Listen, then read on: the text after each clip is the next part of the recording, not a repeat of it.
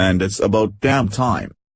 On Friday, liberal California Congresswoman Jackie Speier, the Obama administration lapdog from my own home district, sat down at the newsroom to whine and moan about the Republicans' so-called effort to shut down Capitol Hill's investigation into the fake Trump-Russian collusion narrative.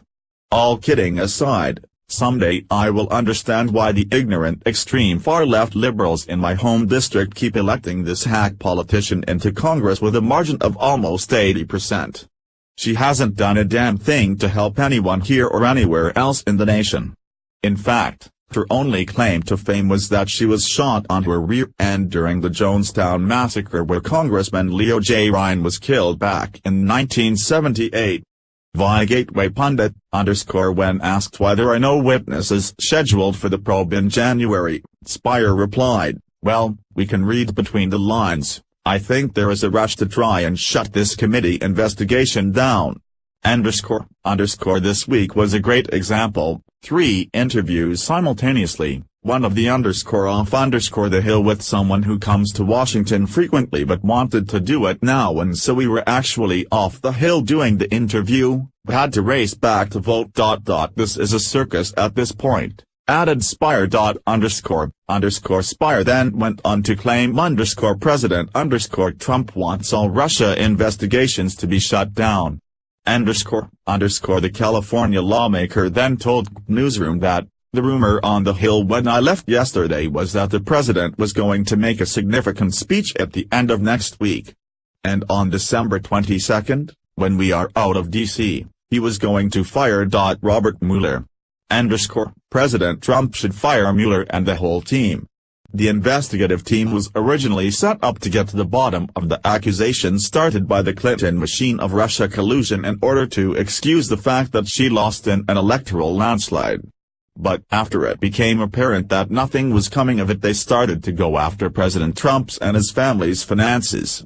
When that amounted to nothing, they charged Michael Flynn with lying to the FBI. I guess the FBI doesn't like it when citizens do the same to them than they do to the whole nation.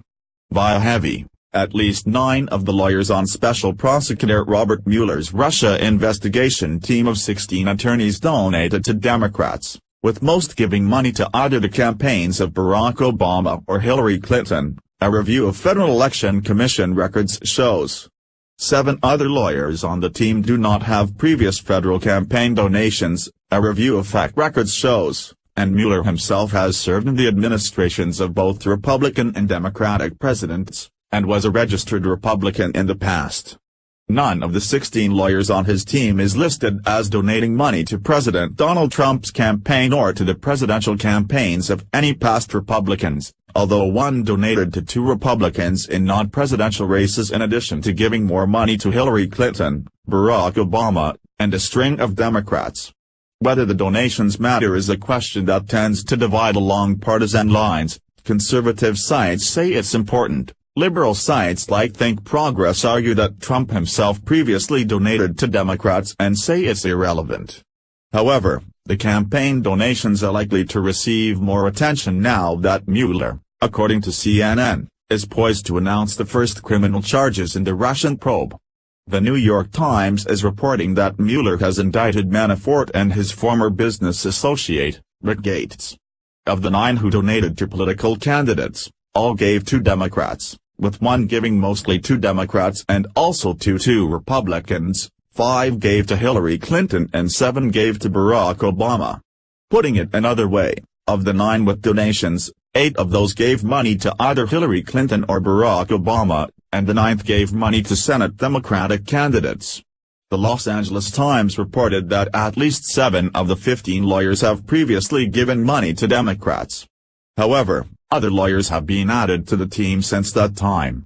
The lawyers on Mueller's team include mostly attorneys with backgrounds in the Justice Department, Solicitor General's Office, and East Coast U.S. Attorney's offices. In addition, one of the team members is married to a U.S. District Judge who is an Obama appointee, and another served as a clerk for liberal Supreme Court Justices Ruth Bader Ginsburg and Elena Kagan.